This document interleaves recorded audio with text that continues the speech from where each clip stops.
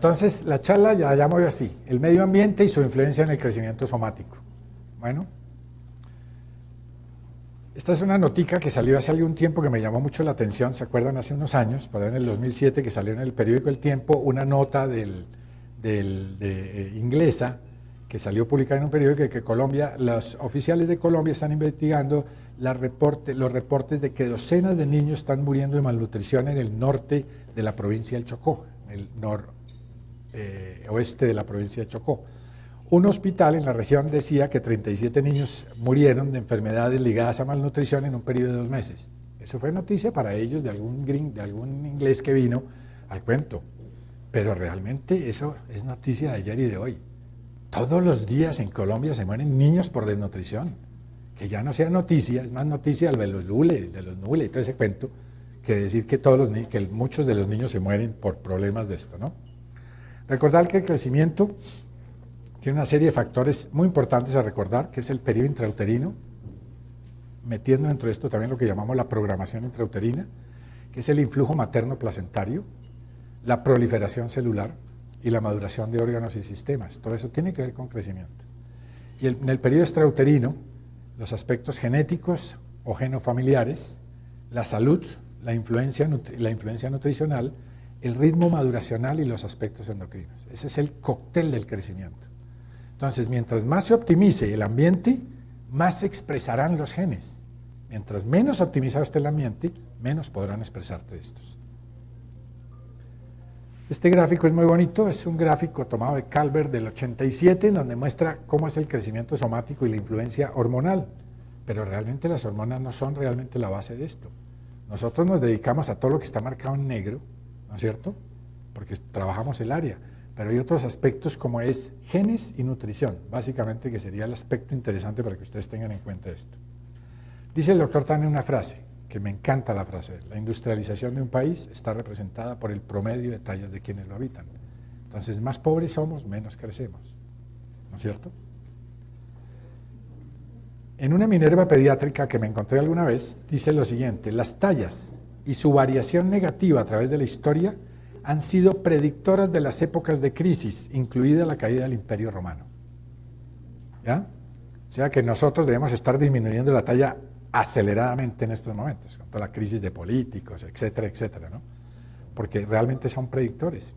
Estos estudios se han hecho, y hay unos estudios muy bonitos sociológicos de las catacumbas en Italia, y muestran todos los periodos de carencias, cómo las tallas son predictoras de esos eventos. Dice la doctora Oni, yo no sé por qué no salió bien la diapositiva, bueno, que eventualmente un tercio de los niños menores de 5 años están expuestos a la desnutrición. Y la doctora ha trabajado específicamente estos temas en los países tercermundistas, no en los países desarrollados. Y dice, la pobre salud y la nutrición juegan un papel central e inadecuado en el crecimiento y desarrollo. Una nutrición inadecuada en la infancia afecta en términos del desarrollo físico de 2 personas que han trabajado toda la vida esto, que han sido Martorell en Argentina y el doctor Havich, y Baker en 1990 empezaron a decir la nutrición es una parte esencial para el crecimiento y desarrollo adecuado. Y en el desarrollo, lógicamente, de las habilidades cognitivas. O sea, la desnutrición va íntimamente ligada a trastornos de cognición. En Colombia, y brevemente, es que esto lo quiero pasar rápido simplemente para que ustedes vean la importancia que esto tiene y cómo esto está sectorizado y debería estar globalizado. En menores de 5 años evaluados por bajo peso, aquí el Instituto Colombiano de Bienestar Familiar trabaja mucho el peso. Y nosotros decimos el peso no es el mejor indicador de salud, es el crecimiento. Pero como los datos que tenemos, que han sido todos los de Encine y las encuestas nutricionales, se basan en peso, entonces nos toca poner esa información. Entonces, menores de 5 años evaluados en peso, en 2 desviaciones estándar, dice que sí estamos mejorando, porque en el 66 estábamos en 21%, en el 80 habíamos bajado al 16% y en el 95 estábamos en 8%. Talla para edad, en el 31, 22, 16 y 15% respectivamente, o sea, hemos tenido tendencia a desarrollarnos.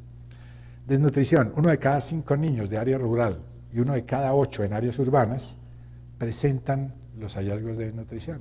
pero hay zonas geográficas en donde existe mucho más la posibilidad. Por ejemplo, en este mapa que sacamos recientemente del ministerio, que es el del 2006-2007, muestra que hay unas zonas, por ejemplo, como la Alta Guajira, en donde las prevalencias de talla baja son mucho más altas que en otras zonas, ¿no es cierto? Y las zonas centrales, las más afectadas son las más oscuras y las menos afectadas las más claras.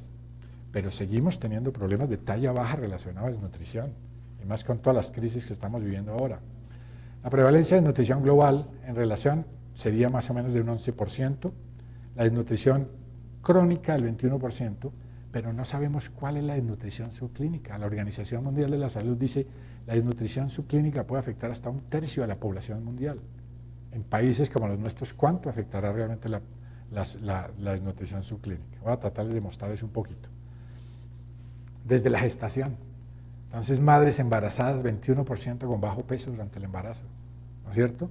Con la obesidad, que ahora están haciendo más énfasis a obesidad que realmente a la deficiencia de peso, a las alteraciones de peso. Y normalidad, o sea, el 50% son anormales y el 50% normales.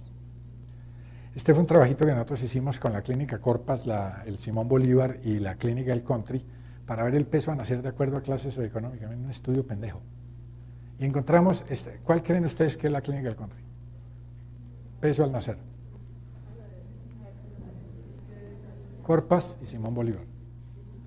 Entonces empezamos a ver diferencias sociales de estatura, desde que se nace. Bueno, la mortalidad, que tiene mucho que ver con desnutrición, ha disminuido radicalmente, pasando al 25% en el 2003 en la última encuesta tabulada del ENSIM, ¿no es cierto? La desnutrición crónica tiene que ver mucho con la educación, lógicamente. Si este es un país en educación, vamos a seguir en la desnutrición. 26% de las madres sin educación contra el 9% de madres con educación tenían desnutrición crónica. Pero aquí viene lo que voy a mencionar muy someramente. Si nosotros empezamos a decir, ¿pero es desnutrición global o son desnutriciones selectivas?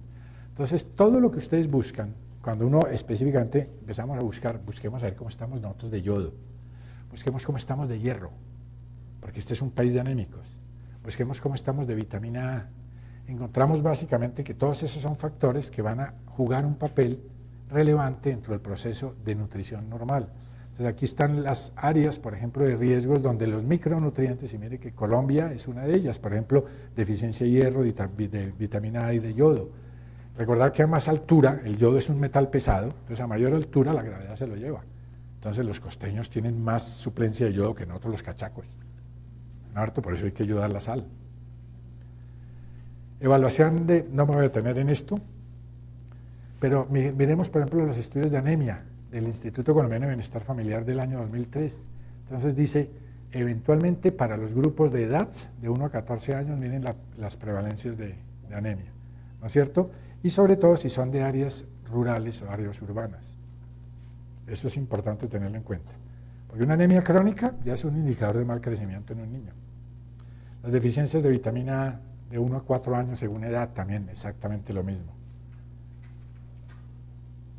Entonces, si volvemos otra vez a la realidad del país, ¿no es cierto? Entonces decimos la desnutrición no es solamente el no tener que comer, sino las carencias selectivas, etcétera, etcétera, que van sumando todos estos factores que tienen que ver con esto. Ya nosotros empezamos a hacer algún estudio sobre los estratos socioeconómicos para ver qué tanto variaba el crecimiento de acuerdo a las clases económicas. Y en el 98 un trabajo presentado por nosotros muestra cómo si nosotros trabajamos los estratos de acuerdo a niños y niñas, las diferencias estaturales son significativas. O sea, en estrato socioeconómico 4, 5 y 6, la estatura nuestra es idéntica a la de los británicos en los años 80, ¿ya? Pero si nos vamos a estratos 0, 1 y 2, las tallas de varones se nos bajan casi 10 centímetros, solamente por condición socioeconómica. Y esos pacientes, ustedes los ven dentro de los centros hospitalarios y nunca van a sospechar que son desnutridos, ¿no es cierto? Esta es la distribución centilar de talla de acuerdo a grupo estudiado en varones, exactamente lo mismo, donde vemos nosotros el percentil 3, percentil 50 y percentil 97 para los diferentes grupos de edad, que nos muestran que realmente hay unas diferencias significativas. Aquí comparamos 3 grupos, el grupo nuestro de los escolares contra Tanner, NSHS y CDC 2000, y encontramos que realmente nosotros tenemos unas tallas que no dicta, esto es clase socioeconómica media alta, ¿ya? Entonces hicimos los gráficos basados en salud, no basados en enfermedad, y enfermedad es desnutrición. Entonces nosotros vemos que nuestras niñas, por ejemplo, tienen exactamente las mismas tallas que las niñas de Tanner, 162.3 centímetros. Y este fue el trabajo que terminamos de hacer en el 2007 con el grupo Medesco, que nos muestra básicamente, si nosotros diferenciamos las clases económicas, el total que nosotros vemos de tallas bajas son algo así como 8.6% del total de niños evaluados escolares, sanos. Se suponía que eran escolares sanos. Pero cuando los separamos por clase socioeconómica, encontramos básicamente que en las clases socioeconómicas de los grupos 1 y 2, esta es clase económica alta, esta es clase socioeconómica media, y esta es clase socioeconómica baja. ¿Ya? Este es el promedio total. Está en la frecuencia de talla baja. Entonces encontramos lo siguiente. En nuestro medio, la talla baja comprendió un 8.7 y 8.6% de la población pediátrica en referencia a los gráficos de Tanner. Hicimos la comparación con los gráficos de Tanner. Pero cuando nosotros evaluamos los niños de clase socioeconómica baja, encontramos las prevalencias de 15.5 a 15 a 16% del total de los niños evaluados. Pero encontramos otra cosa más interesante, la distribución asimétrica de las tallas. Entonces nosotros decimos, cuando el problema, y estamos trabajando en Bogotá, ¿no? Entonces en colegios de clase baja, 16% tienen talla baja, clase baja. Pero lo interesante es que cuando miramos los niños de acuerdo a la distribución, encontramos lo siguiente, encontramos que en el percentil 324, miren cómo se junta casi toda la población, o sea, quiere decir, esto es lo que llamaríamos la desnutrición subclínica. Son niños que están dentro de los percentiles, pero la mayor agrupación, y es una curva asimétrica, se centra entre los percentiles. Mira la diferencia, 324 contra 76,97 percentiles. ¿Ves? La gran agrupación están o bien por debajo del gráfico o por debajo del percentil 25. Aquí vimos las grandes diferencias tanto para niñas como en niños, 33,8 contra 8.8% de esos niños. El Instituto Colombiano de Bienestar Familiar nos mostró lo mismo que nosotros, o sea, talla baja hasta un 16% entre las poblaciones desprotegidas, que ha tendido a caer a través del tiempo de acuerdo a los estudios de la ENSIN, 15, 13 y 12%, también es una realidad, o sea, algo estamos mejorando. Esta diapositiva la traje porque me la encontré y la quise incluir acá, porque ese es un evento. Hoy, por ejemplo, vimos un paciente en esas circunstancias. Las dietas hipoproteicas en ratas, que son mantenidas durante 12 generaciones, resultan en retardo progresivo de las generaciones venideras alimentadas normalmente. O sea, quiere decir que el reatrapaje, si yo pongo un ratón a aguantar hambre y lo llevo a 12 generaciones aguantando filo, cuando lo realimento, nos vamos a demorar más de 3 a 4 generaciones para normalizar la talla. Eso es lo que explica muchas veces esos pacientes que nosotros vemos en consulta, que el papá mide 1,62, la mamá mide 1,50, y el niño está iguales a los padres, ¿no es cierto?, con una buena condición socioeconómica, es de clase media, tiene una edad esquelética adecuada, y la predicción de talla es muy parecida a las tallas de los padres, y uno dice, ¿por qué? Si el ambiente ha mejorado, el papá no es profesional, pero el niño ya está en colegio, etcétera, etcétera. Pueden ser los efectos transgeneracionales. Y otro punto importante es lo de la programación intrauterina, ¿no? Que es bueno tenerlo en cuenta.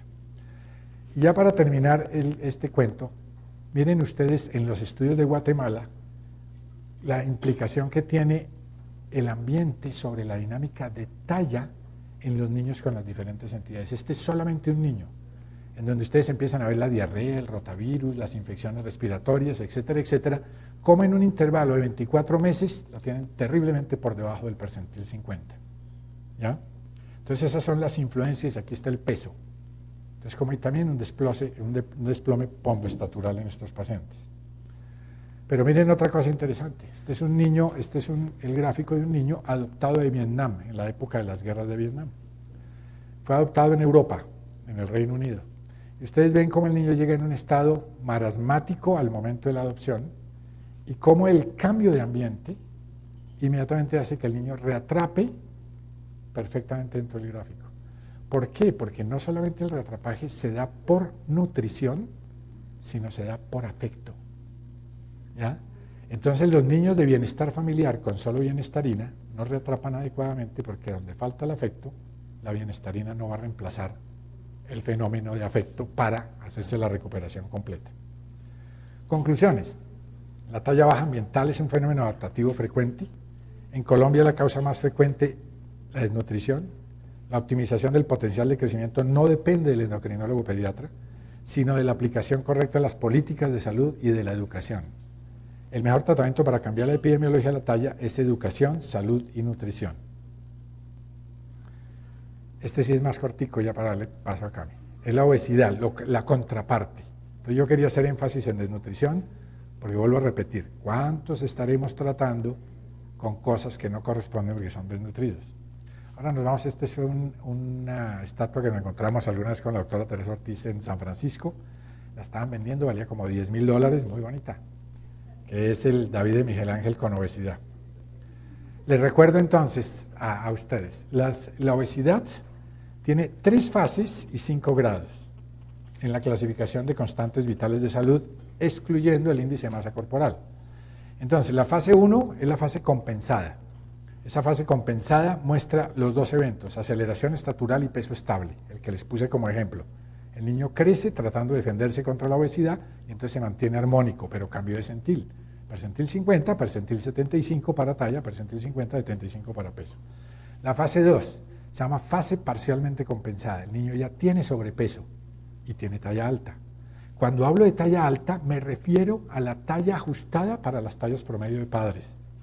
Eso es terriblemente importante, porque si el niño viene por allá de Boyacá, entonces el niño, eventualmente los padres son bajitos, uno tiene que hacer el ajuste, porque el niño está en el percentil 37, pero la mamá está en el percentil 7 y el papá está en el percentil 12. Ese niño, de hecho, es grande para las tallas de padres, entonces ese es el ajuste que hacemos. Parcialmente compensada, talla alta con sobrepeso. Y fase 3, ya la obesidad manifiesta. Cuando el niño, entonces, y los grados de obesidad, de acuerdo a las constantes vitales de salud, es dividir el peso. Ustedes buscan al niño centilarmente. Ese centil debe corresponder a su peso centilar para el gráfico de peso. Dividiendo el peso real sobre el peso teórico centilar, les da el porcentaje de exceso o defecto de peso. Entonces decimos, sobrepeso se considera todo peso mayor del 5 al 19%. El peso normal de los niños es de 0,85 hasta 1,05. ¿No es cierto? Globalmente. Más del 5% empieza a tener sobrepeso, pero eso no es tan cierto, porque el aspecto visual es importante, ¿no? Entonces dicen, ¿han visto a fulano tal? Si está al lado del gordo. Entonces la parte más importante para uno diagnosticar obesidad es viéndolo, ¿no? ¿Cierto, doctora Moros? Bueno, entonces es importante. Obesidad grado 1, 20 a 29, grado 2, 30 a 39, grado 3, 40 a 50, y de ahí para adelante se llama obesidad no clasificada, obesidad mórbida. No morbosa, porque no tiene nada de morboso, obesidad mórbida. Y recientemente se ha incluido entonces el índice de masa corporal con los gráficos que les mostré, que también son centilares, ¿no es cierto? Y el índice de masa corporal, que resulta dividir la talla, peso sobre talla al cuadrado, les da a ustedes el riesgo, entonces mayor de 85% riesgo de obesidad, mayor de 95% obesidad, ¿no es cierto? Pero eso tampoco es tan cierto, eso lo hemos discutido y Cami lo mencionó en el último curso de axiología, porque realmente nosotros decimos sobrepeso sería más del percentil 75, pero si incluimos el percentil 75 para la población americana, se aumentaría terriblemente la prevalencia de obesidad, entonces por eso se escogió 85.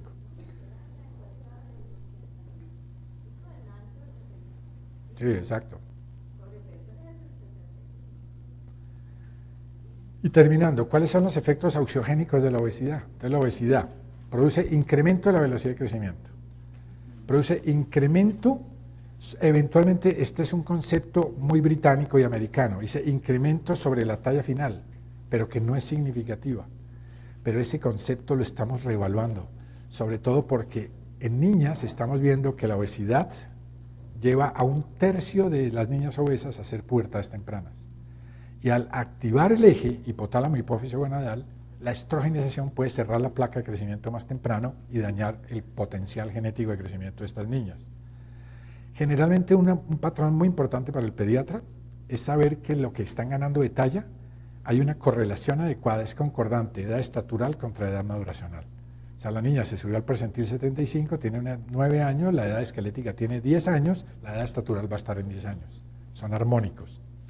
Y lo otro es la menarquia temprana en niñas en 1/3 de ellas.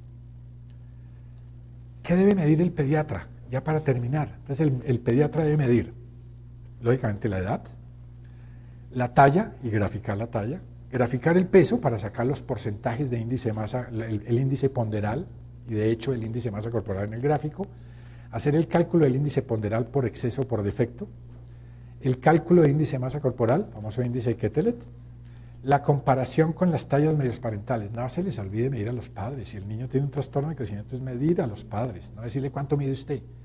Los papás se aumentan en promedio 5 a 8 centímetros y las mamás en promedio 3 a 5 centímetros. ¿Ya? Y el perímetro abdominal, terriblemente importante para ustedes. Como a Pablo presentamos un trabajo una vez, como el perímetro abdominal con la relación talla-perímetro abdominal, cuando pasa de 0,49, una cifra para que la tengan en cuenta, alto perímetro abdominal sobre talla, ya da riesgo que está en directa correlación a los niveles de colesterol HDL, ¿ya? Para la obesidad abdominal. Entonces, ese es el punto importante. Yo voy a hablar de índice de masa corporal, pero pienso que no, ya la idea está dejada, las conclusiones. La obesidad es un factor inductor de maduración, que en varones no tiene un efecto claro sobre el logro estatural, pero sí en niñas pudiendo afectar la talla genética. El efecto se ve reflejado en los cambios centilares ocasionados por la obesidad y asociados a la maduración. La detección temprana para la prevención será labor del pediatra. Esa sí es labor de ustedes, la prevención primaria de la obesidad. O sea, detectar los problemas por déficit y manejar los problemas por exceso. Bueno, y desde edad temprana. La auxiología es una de las guías más importantes. Gracias.